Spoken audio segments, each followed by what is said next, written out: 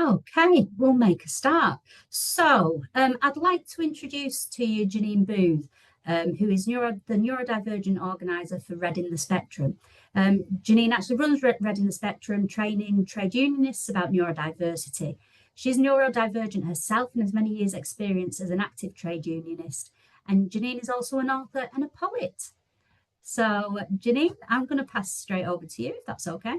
Thank you very much, and thank you for inviting me. So what I'm going to do is I'm going to do you a talk with some slides, and there's various points during that talk where we can stop for any questions or comments. So I'm guessing, host, that we want questions through the Q&A facility, yeah? Yep, questions through the Q&A, please, not the chat.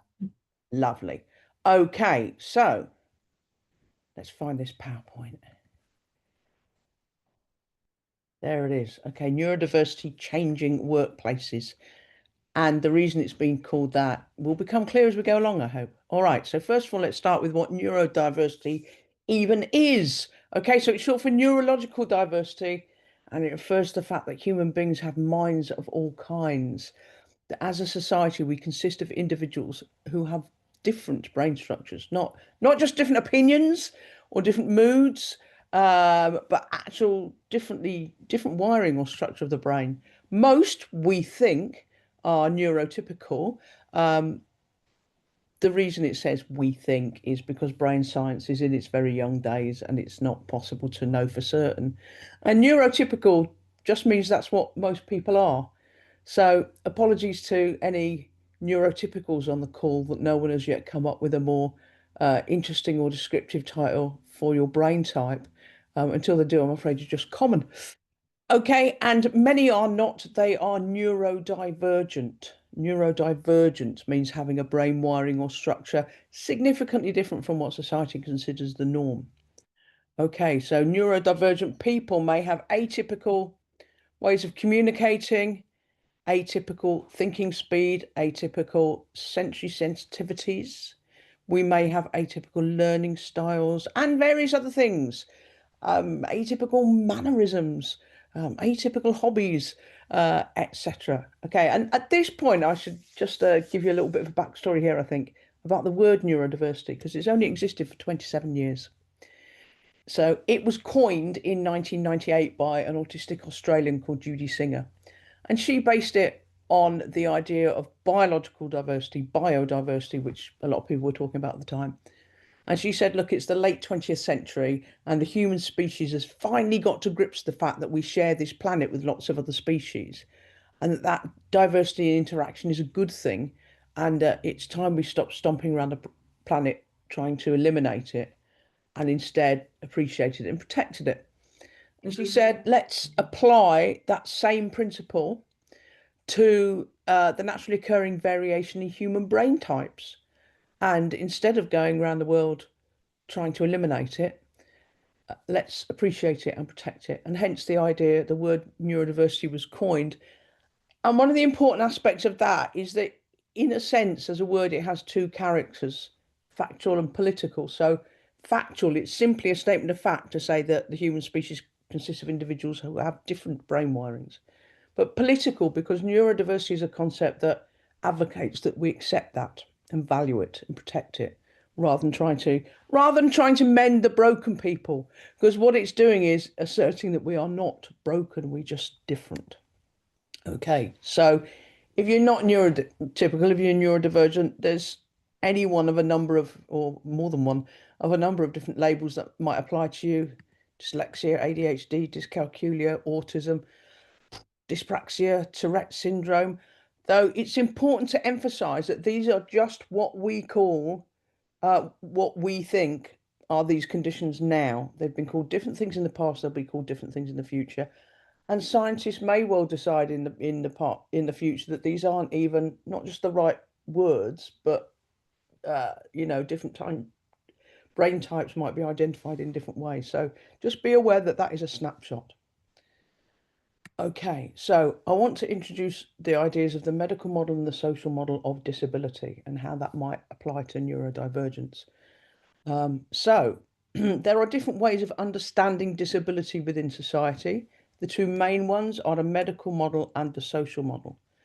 And the medical model is, if you like, the traditional way of looking at disability, the way we were all brought up to look at disability, which is that if someone has an impairment, then that's the cause of their disadvantage, and therefore disabled people need to be treated, cared for, cured, pitied, or segregated. And although a few decades of campaigning have kind of rubbed away some of these sharper edges of the medical model, it does still dominate political and legal decision making. Now, in the 1970s, there was a new radical self-organized movement of disabled people which emphasized the demand to live independently. And that movement soon realized that it could only win the argument for that if it challenged the whole way that society looked at disability. So it labeled this traditional way of looking at disability as the medical model, and it drew up a new model counterposed to that called the social model. And what the social model does is it distinguishes between impairment and disability.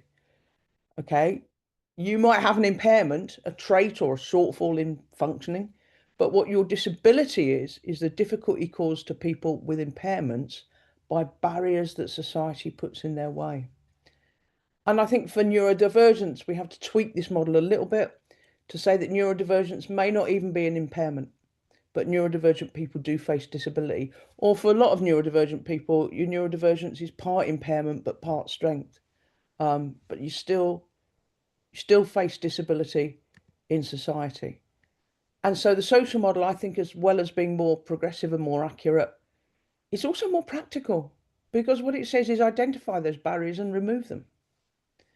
So let's give an example of how each of those two models might describe autistic people.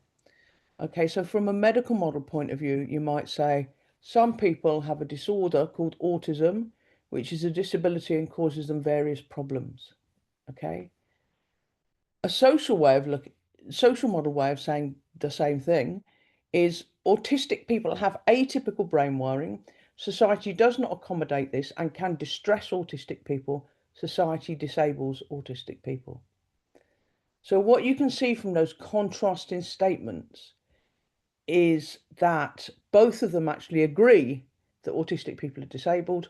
What they disagree on is what disables us. So from a medical model point of view, it's our own brains that disable us. From a social model point of view, it's living in a society which doesn't take account of the way our brains work. Okay, so how might this difference pan out in a workplace setting? So imagine those two people are a manager and a dyslexic worker.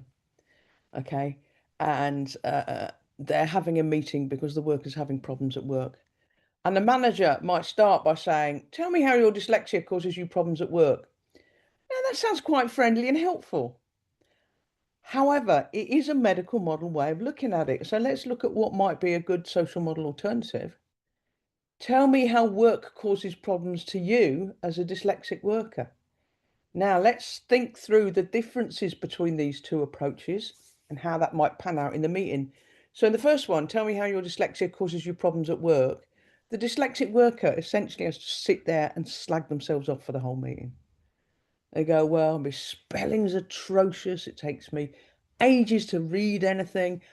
And that's actually not going to help, is it? Because it's not going to help identify any solutions, because no one's going to miraculously make their spelling better or their reading quicker or stop them being dyslexic. Under the second option, tell me how work causes problems to you as a dyslexic worker. Then the worker gets to say things like, you know that employee bulletin you put out every Monday morning in 9-point Times New Roman? That's really hard for me to read. Or, you know, you only give me the papers for the meeting 10 minutes before it starts. That doesn't give me enough time to read it. And then not only is the worker not slagging themselves off, so it's a bit better for their morale, but that also much more directly helps us identify solutions. So the employer can then say, okay, we'll start doing the employee bulletin in 12-point Arial. And the employer can say, okay, I'll make sure you get documents for meetings the day before rather than 10 minutes before. So hopefully wherever you are, there's a third person in that meeting, and that's you as the union rep. And that when a manager says, ask your member how your dyslexia causes you problems at work, you're going to go, whoa, stop. That's the wrong question. The right question is, tell me how work causes problems to you as a dyslexic worker. Okay, I think it's time for a questions break. If anyone's posted anything in the Q&A. Just getting that up. No, no questions so far, Janine. No questions? No questions. How rude. Yeah. Okay. Well, you asked for it then. I get to carry on talking. Prepare your questions for the next break should you wish me to stop talking. All right. So, do we have to change to fit in at work, or can work change so we can take part? So, for a long time, there's been a lot of advice available to neurodivergent people about how to fit in at work. It basically involves pretending to not be neurodivergent, which is not great. But in any case, what I'm going to advocate for is the second bit of this. We shouldn't have to change neurodivergent workers. Let's change workplaces, make workplaces more inclusive, which actually makes them better workplaces for everybody. So let's apply the social model and think, right, what are the barriers that the workplace creates then? And because I'm an autistic stereotype, I have to do everything in lists of 10. So I've arranged these various barriers into a list of 10. So here we go. 10 ways in which workplaces disable neurodivergent workers. Note, not 10 ways in which being neurodivergent disables neurodivergent workers, or 10 ways in which dyslexia disables neurodivergent workers. It's how does the workplace do it? It's applying a social model. How do the barriers, what are the barriers in the environment that cause the disability? So, first of all, getting a job in the first place. So a lot of neurodivergent job applicants will start behind the starting line in the sense that they'll have left school with qualifications that do not represent their actual abilities, because school is so narrow about how it assesses people, even more so even in the past, doing it all through exams. And a lot of people are not going to be able to show their best through that. Then there's a lack of help in finding the right job. Then there's jobs not being advertised. Most jobs aren't advertised, so you kind of get them through whatever social networks you're plugged into, which I don't mean online social networks, I mean actual human social networks, and you might be less likely to be plugged into those if you're neurodivergent. And then when they are advertised, often the adverts are like totally off-putting. So you wouldn't be surprised, would you, to see a job advert that said, friendly, outgoing team player required for job as computer programmer. Okay, now I don't understand why you need to be a friendly, outgoing team player to be a computer programmer. I think I'm almost certain that you don't have to be. But what that job advert has done is set up a personality filter, because probably the boss wants a friendly, outgoing team player that he can be mates with, but it's not actually necessary for the job. Okay, if you get past all of that and you get to the stage of being interviewed, interviews and other forms of torture. Interviews are really not a good way of showing how well you could do a job. They're a very good way of showing how well you can perform in interviews, but that's not the same thing. So, for example, someone with ADHD might get distracted by the environment in the interview. Or the interviewer might ask questions which an autistic interviewee would take literally. And then, the interviewer might say, how did you find your last job? And the interviewee says, I found it in the newspaper, which is a straightforward answer. They've taken it literally, but apparently that's not what the interviewer means. Okay, so you get over all those hurdles and you actually get a job. And then you hit your next set of obstacles, which is getting on with the job. You might get induction training. Your induction training, or I think they call it onboarding these days, usually kind of shows you around the building and teaches you the technical aspects of the job, but it often won't tell you the social aspects of the job. So, what it's acceptable to talk about at work, for instance, and not generally what to do on your break, not something that's generally covered in inductions. When you have training as part of your induction, it's often delivered in one particular style, even though people learn in very different styles.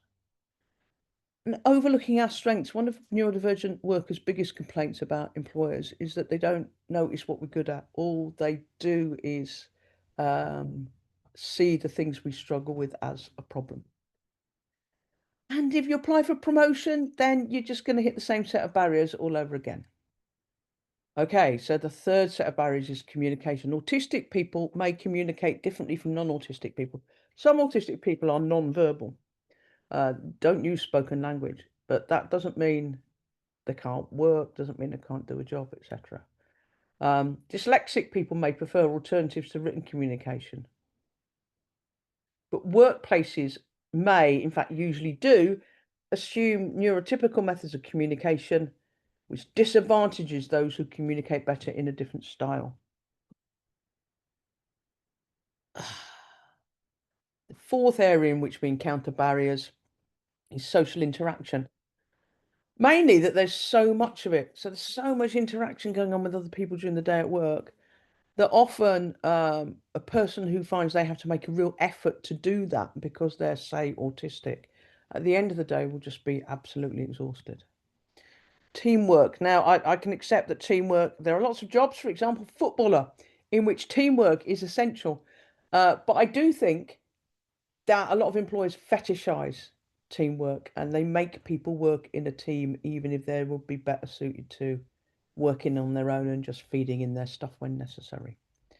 There's this idea of fitting in at work.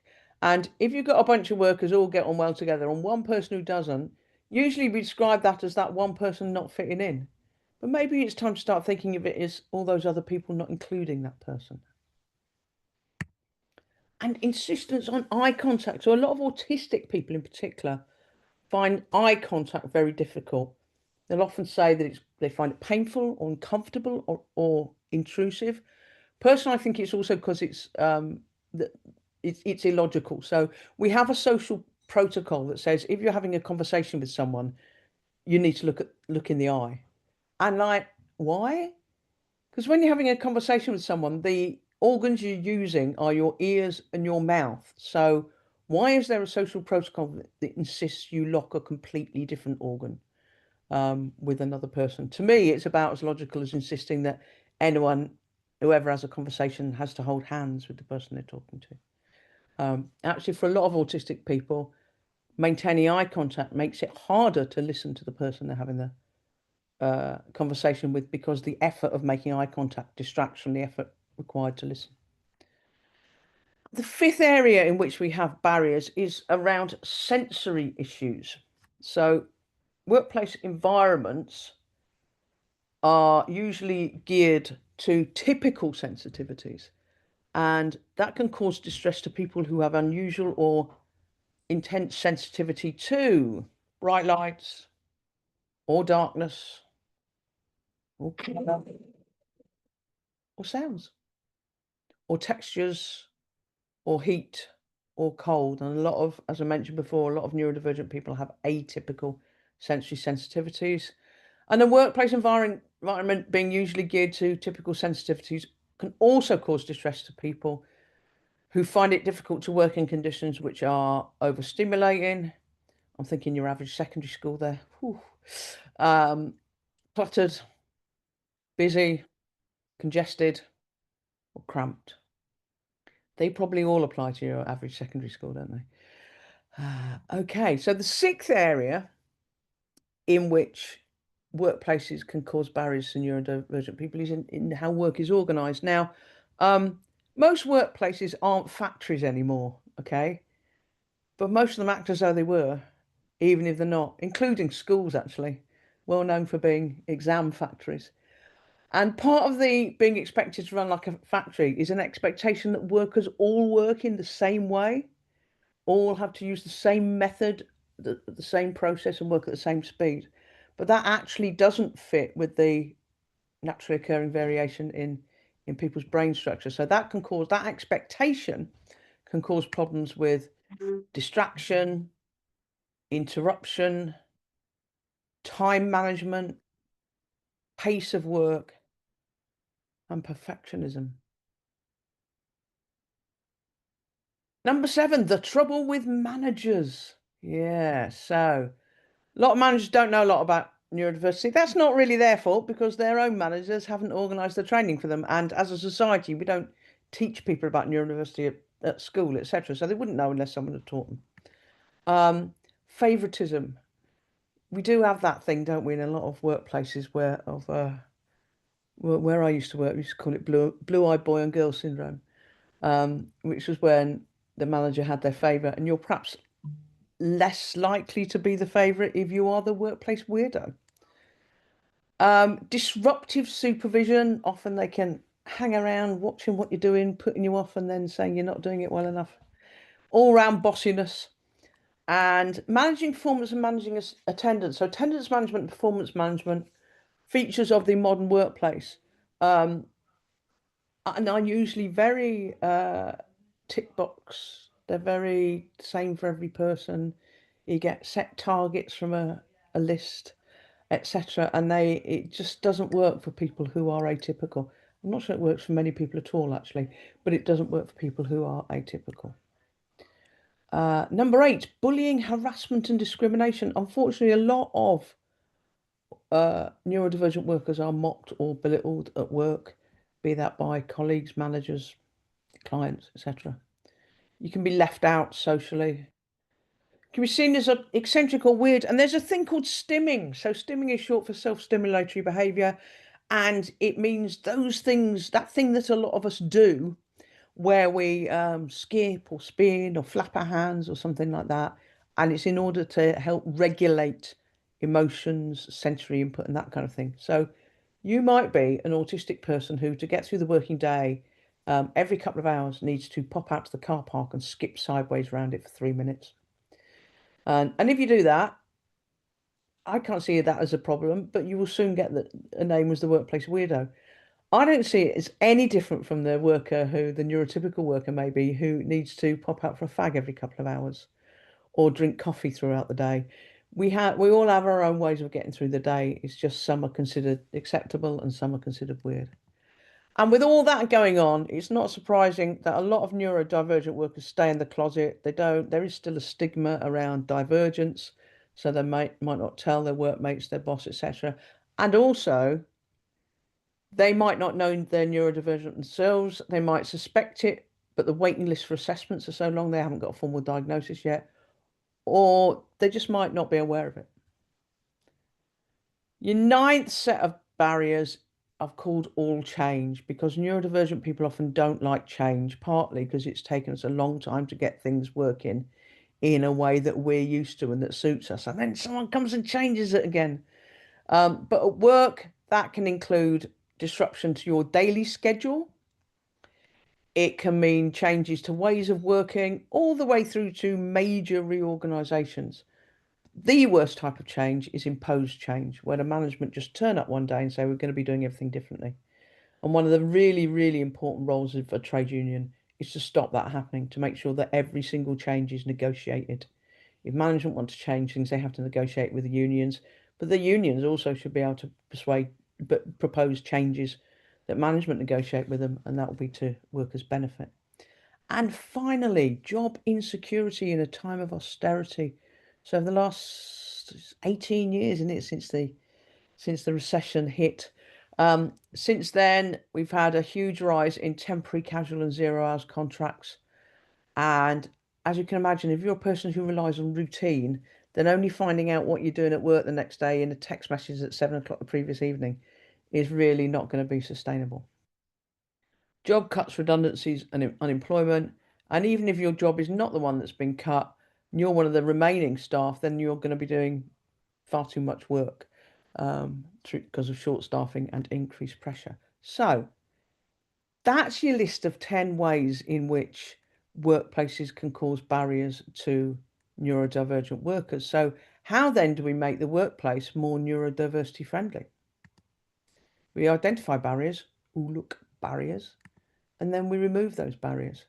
So what I could do now, but I'm not going to, right, is go back through that list of 10 and for each one say, well, if the employee did this instead, if the employee did that instead, etc. But that's actually what you guys as trade union reps, as trade unionists, what would be good for you to be doing is to apply the social model, look around your workplace, speak with your members and say, what are the barriers here? And what are the demands we can raise on the employer to reduce those barriers? So examples of such might be using dyslexia-friendly print layout, if you search British Dyslexia Association style guide, you will find a detailed guide to what sort of fonts to use, not use hyphenation, justification, emphasis, all a really detailed guide to what to use. So you can make sure you use that in any trade union material you're producing, but also demand that the employer uses that at school as standard. Okay, frequent breaks. Yeah, God, brain needs a break from all that interaction and stuff. Quiet space. Every workplace should have a quiet space, and in the school that should be different from the staff room, because staff room isn't always a quiet space, is it? Full spectrum dimmable lighting. So full spectrum lighting is the type of artificial lighting that most closely mimics natural lighting. And because of that, it's the one that's least likely to be distressing to people who have any kind of sensitivity. The worst type of lighting is fluorescent lighting. So if you've got fluorescent lighting in your workplace, it can be a good idea to demand the management get rid of it and replace it with full spectrum dimmable lighting.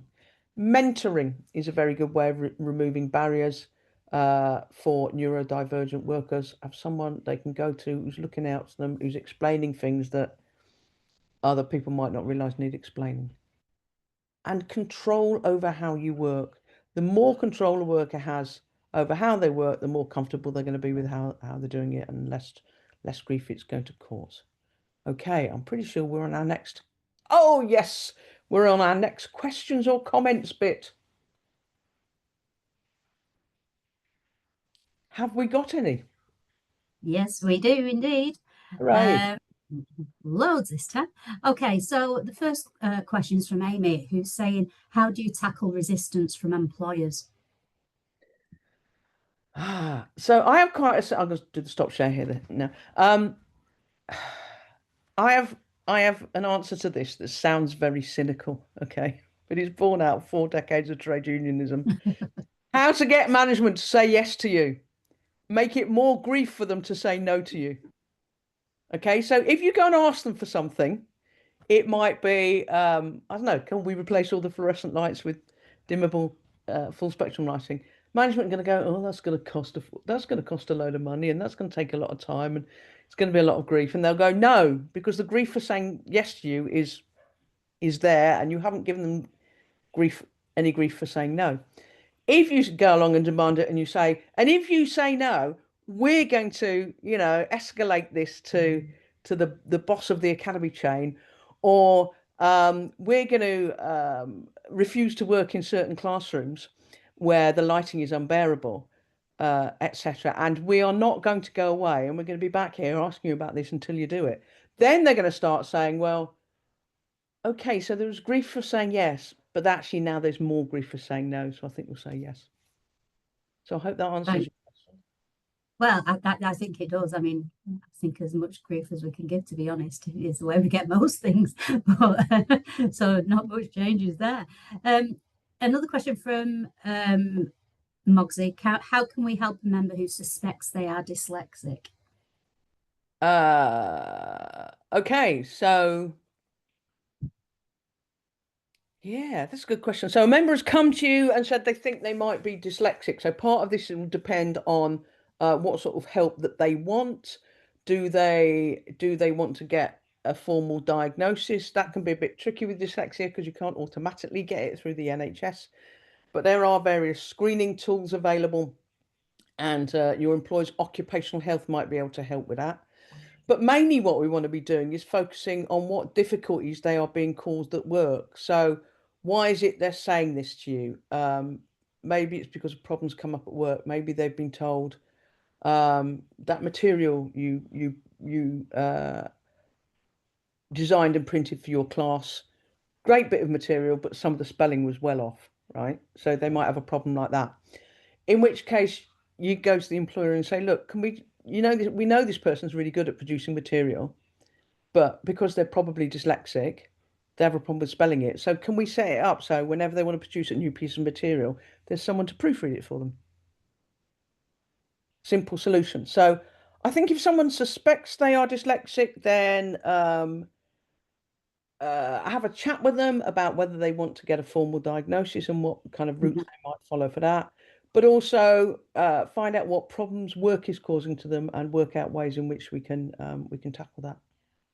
Brilliant, actually. And you did mention some ideas about how to remove barriers in the workplace, but there's a couple of questions from that. So one of them being, is there somewhere like a website or an organization or whatever who gives good suggestions of adaptations that have helped other neurodivergent people?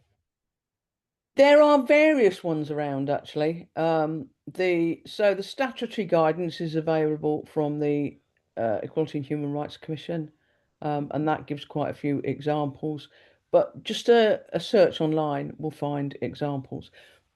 The issue is though, it's the kind of complication with neurodivergent workers as against, say, someone who has a physical disability that's much more obvious Mm, what they need, right? So a wheelchair user needs step-free access, large enough toilet, that kind of stuff, right? mm, Often an autistic worker or an ADHD worker or whatever won't actually know what adjustments are going to work for them. And adjustments that work for one dyspraxic worker might not work for another dyspraxic worker. So it is important that it's the individual's profile and needs that are taken into account when you're talking about individual reasonable adjustments rather than just lifting things from a list. I'll tell you a story, right? I knew an autistic woman called Sophie who used to work for a council, and a load of redundancies went through, including her job, and they made her reapply or apply for another job. And she said, okay, so these are as an autistic person, these are the adjustments I need to the application process. And they said, no, they're not. We've got a list here from the National Autistic Society about what adjustments you need. mhm. Different from your list, so we're doing this list. But I don't know whether I'm more annoyed with the employer or the National Autistic Society actually, because what a society like that should say to employers, it depends on the individual. Here are some ideas, but it depends on the individual. Linking in with that as well, Karen's asking, are there any funding sources for some of these to remove these barriers? Work. So access to work is your go-to fund for this.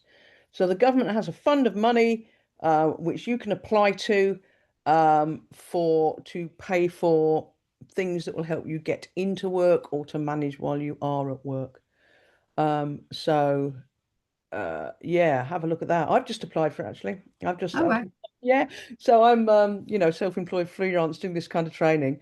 And I recently finally got my ADHD diagnosis, and that explains why I'm so badly organized. And I've asked Access to Work to fund a person to help organize me. So Well, I think it's a good idea. I mean, I get schools to regularly approach access to work over people if they have some physical disability that they need help with. So there's no reason why it shouldn't have the same access for our neurodivergent members, is there? absolutely. So, people have used it to get equipment like noise cancelling headphones Mm, or software like speech to text software, or that kind of stuff. yeah. Sharon's asking whether all neurodivergent disabilities are covered by the Equality Act. Aha, that's not a straightforward question. Okay, well, it's a straightforward question. It's not a straightforward answer. So, here's how the Equality Act defines a disabled person. Okay, it is a person, and I'm going to stick five fingers up for reasons that will become clear as we go along. It's a person who has a mental or physical impairment that has a long-term substantial adverse effect on their ability to carry out normal day-to-day activities. Okay, so what the Equality Act doesn't do is list a whole load of diagnoses and say these are disabilities. It judges each person on an individual level.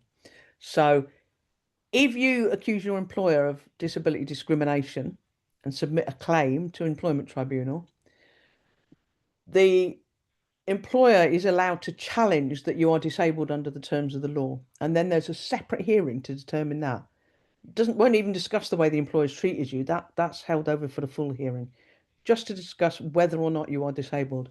And then the argument in that tribunal will be your lawyer trying to say that you tick all those boxes, and their lawyer trying to say there's at least one that you don't tick. So, mental or physical impairment, we can always argue that neurodivergent workers have a mental or physical impairment. We can always argue they have a mental impairment, and sometimes we can argue the physical impairment if they're, for example, dyspraxic or some presentations of Tourette's, etc.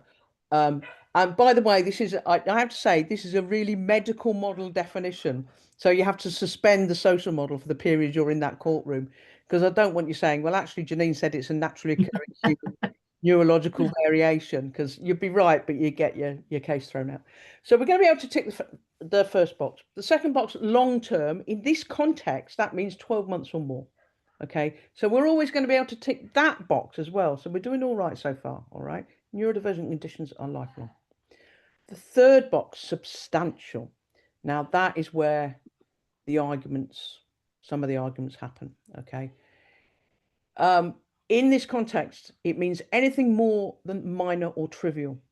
So the employer would have to argue that the impact of your neurodivergence on you is minor or trivial. Now, there are tribunals that have ruled that the individual dyslexic worker whose case they were hearing is not disabled because the impact of their dyslexia is not substantial. There are other cases with other dyslexic workers where they've said, well, you are disabled because the impact of the dyslexia is substantial.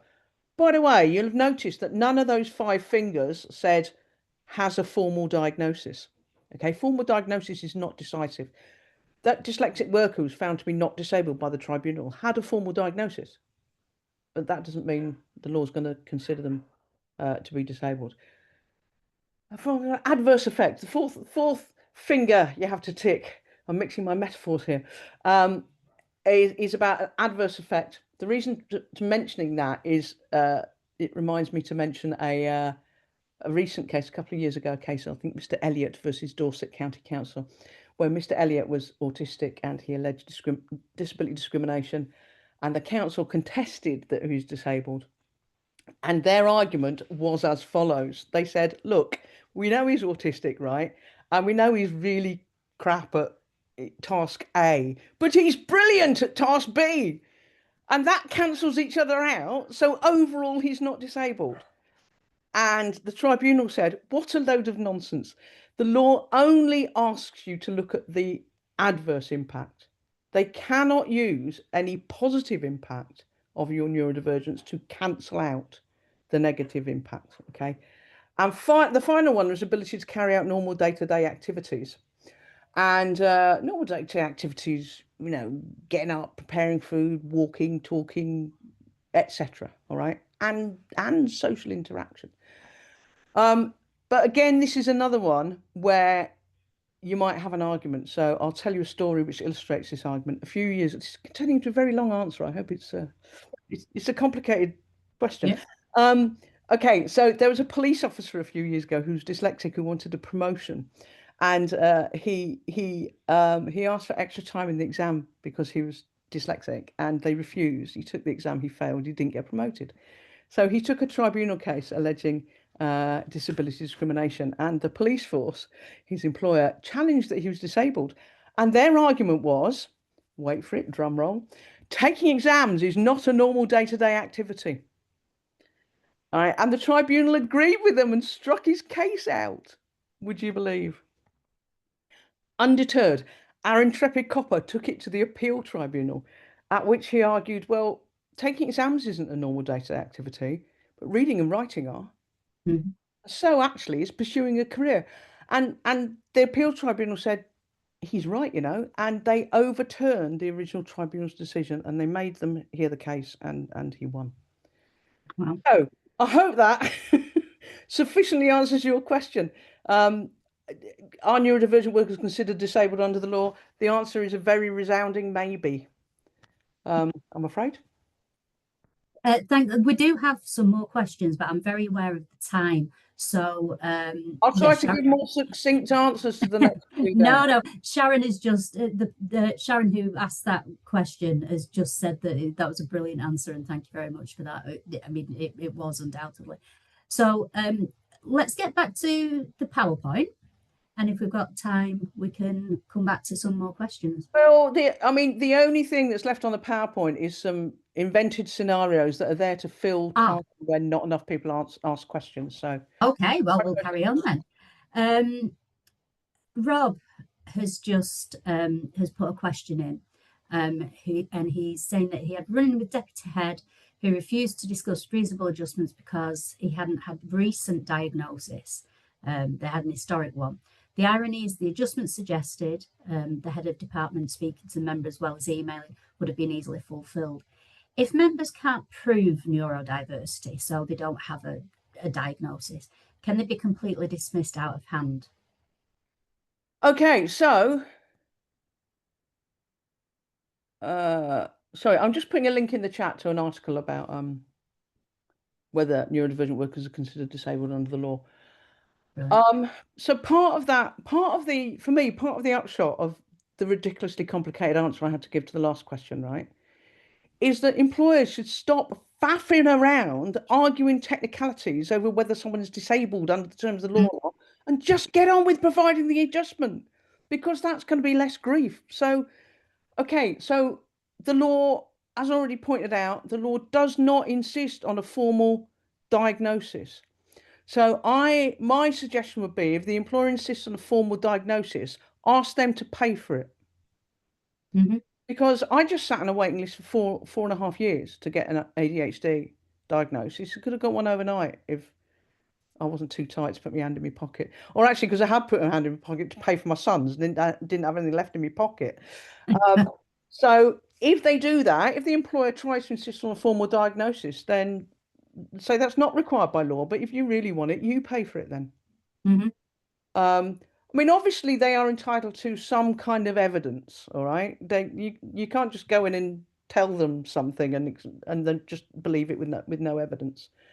But yeah, formal diagnosis they're not allowed to insist on, but some kind of evidence they are. Brilliant. Amy's just asked as well, does anxiety as a result of unmet neurodivergent needs fall under the umbrella of substantial negative effects? It can do if it's substantial. It's Mm-hmm. certainly negative. So there's been a few cases over the last few years of autistic workers who have been made anxious by work through not, through being treated badly by their manager, not provided enough breaks, having their routine changed at short notice, that kind of thing, have become ill and have gone off sick and have eventually been sacked. Okay. And there's a couple of cases over the last few years where that has been found to be unlawful disability discrimination. In the form of, because there are different forms of discrimination, Mm-hmm. in the form of discrimination arising from disability, because what the tribunal has accepted is that the anxiety arises from being autistic in an autism unfriendly workplace. So the answer to that is yes. Brilliant. Two more questions. Karen's just asking about access to work. Do people have to apply individually for that? I think so. Not a I huge. think it can be done I through think, the employer, can't it? The employer can apply on the yeah, member's behalf. yeah. But it is to address an individual Yeah, situation. yeah. Um, What they can't do, I should add to that, right, ever, is make you pay for a reasonable adjustment. no.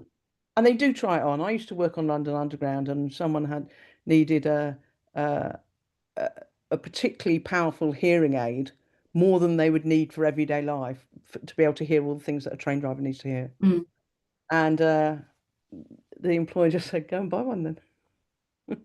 wow. So the union had to get involved and say, no, I think we're fine. That's a reasonable adjustment, which means you have to pay for it. Yeah.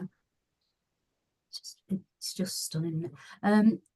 Liam's asking, and I suppose that this is part of Karen's question as well that I can see. Have you got any examples just off the top of your head of easy wins or adaptations? So the example that he's given is that his school insists on 30 minutes teacher-led reading, and he's managed to get a guest reader for that session. Yeah, that would be a good one. I've just been involved in an online chat with some educators who were talking about things like not being, I don't know whether you guys do this, but where your SLT kind of walks into your classroom and says, I need a quick word. Yeah. When you're in the middle of a classroom, when you're in the middle of class, whatever, for them not to do that. So any discussions, formal or just a quick chat, Mm, are taken at only at particular times. not disrupting. But there's all sorts of, I mean, I would ask, I think if I was a rep in a school, I would ask that speech to text software be made available to everybody. I mean, why go through the faff of identifying the dyslexic staff and giving it just to them? Right? Just get a multi-user license and put it on all the computers. I think getting rid of fluorescent lights, replacing it with dimmable full spectrum lighting ought to be an easy win as well. Yeah, well, we ask for things like that for members who suffer from migraines. Yeah. You know, and schools will do that, will make that reasonable adjustment. I mean, So that's an interesting thing about the social model. It's a very good thing for the social model. So fluorescent lights can cause problems to autistic people with unusual sensitivity to light. They can also cause problems to people who get migraines. They can also cause problems to, they can trigger seizures in epileptic people. And they can cause problems to people who have hypertension and are on certain medication. Okay. So in a sense, we don't care what the reason is that people don't like the fluorescent lights, just get rid of the bloody fluorescent lights. And I think this is also an illustration of another point, which I shall probably end on as we're running out of time. Reasonable adjustments for individuals, right? They're good and they're important, but workplace change is more important, right? So rather than just putting the speech to text software on the computer that's used by the identified dyslexic worker, put it on everyone's, right? Rather than allow one member of staff to use noise cancelling headphones because of sound sensitivity, just buy a batch of noise cancelling headphones that anyone can use when they feel they need them. So think of reasonable adjustments for individuals as plan B. Plan A is an accessible workplace. That's brilliant. Thank you very much, Janine. You've been wonderful as always, and we're very lucky to have you as part of our NASUWT family. Really genuinely thank you for everything that you've done. There's lots of people saying thank you in the chat box and in the Q&As as well. So it's been really useful and people have found it very, very helpful. Okay, everyone. So we're gonna see you next time. Or we do run full day courses on neurodiversity for NASUWT, so come on them. Thanks very much, Janine. Okay, everyone, we're going to have a quick 10-minute break. So you'll leave this link and then join in on your other link for School Diversity Week at 11 o'clock. Please do go and have a comfort break, get yourself away from your screen, and we'll see you again very soon.